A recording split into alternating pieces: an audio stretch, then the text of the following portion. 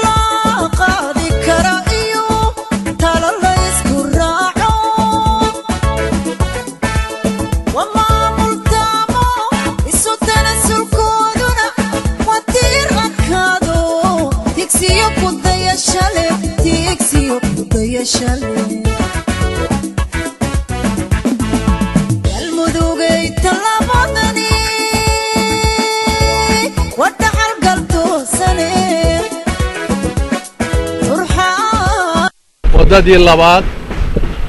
hawl laga qabtay aad iyo hoolkii weynaa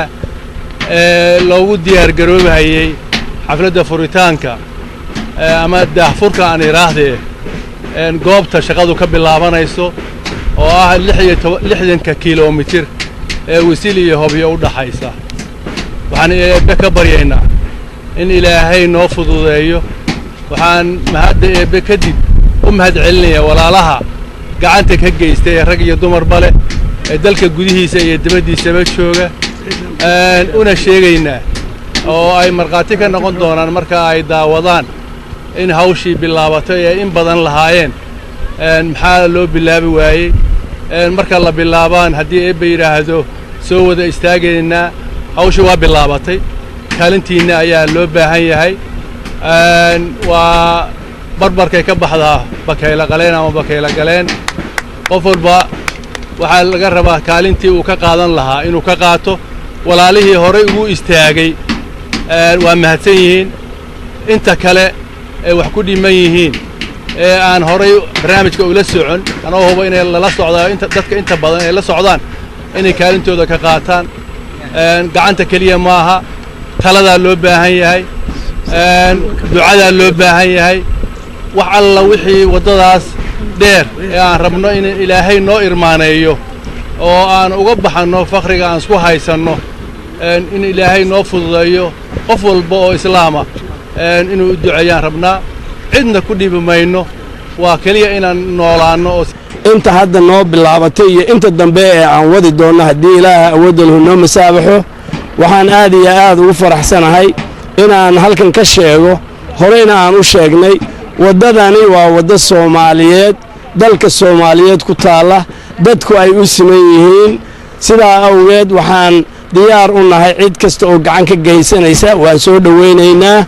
annagu diyaar baan u nahay cid kasta oo gacan ka geysanaysa haday tahay maamulada haday tahay dawladda haday tahay maxaan ku rahay shacab weynaha haday tahay ganacsatada kuwa banaanka ku nool iyo kuwa gudaha joogaba khaasatan gaar ahaan dadkii hawshan bilowgeeda sababta u ahaa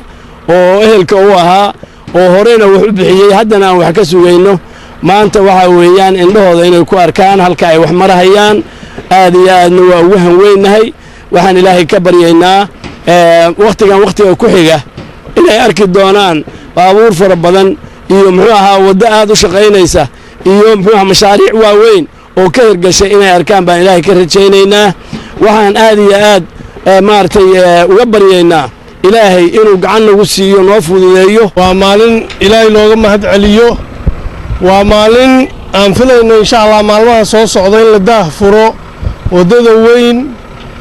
ee isku xirta Hoobiyo iyo Gaalkacyo isku xirta waa maalintii la yiri hasha bixi Hoobiyo aan gaarne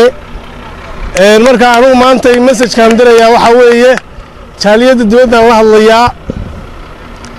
sababta loo doortay halkan wasil waxa weeye walaalayaal toga buubyar iyo toga shilamadow iyo ceegada ayaa ku aadan meeshan waa meesha la mari waayay muddo ka badan 100 sano meesha la mari waayay weeye waa meesha ay u hoob iyo u xayiran tahay waa meesha aan u baahannahay haddii ummadayada loo furo inay sahlanaanayso in hobyo la gaaro waa meesha ay laga maarmaanka tahay oo maanta halkan injineeriskii hawlwadeenadii shaqaalaha shirkadaha iyo madaxdii goobba ay iskugu yimaadeen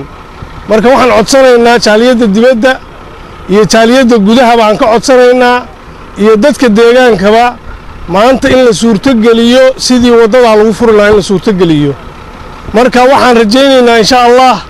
dadka dibadda naga dhageysanaya meel ay joogaanba inay arintan kaalintii ay ka qaateen mid ka mug weyn ay ka qaataan maanta shaqada culeyskeedii baa socda shaqadu shaqo sahlan ma aha xaqiiqadu saas weeye dhul 60 kiiloomitir ah oo intaasoo tog iyo intaasoo bohola ayaa la jarayaa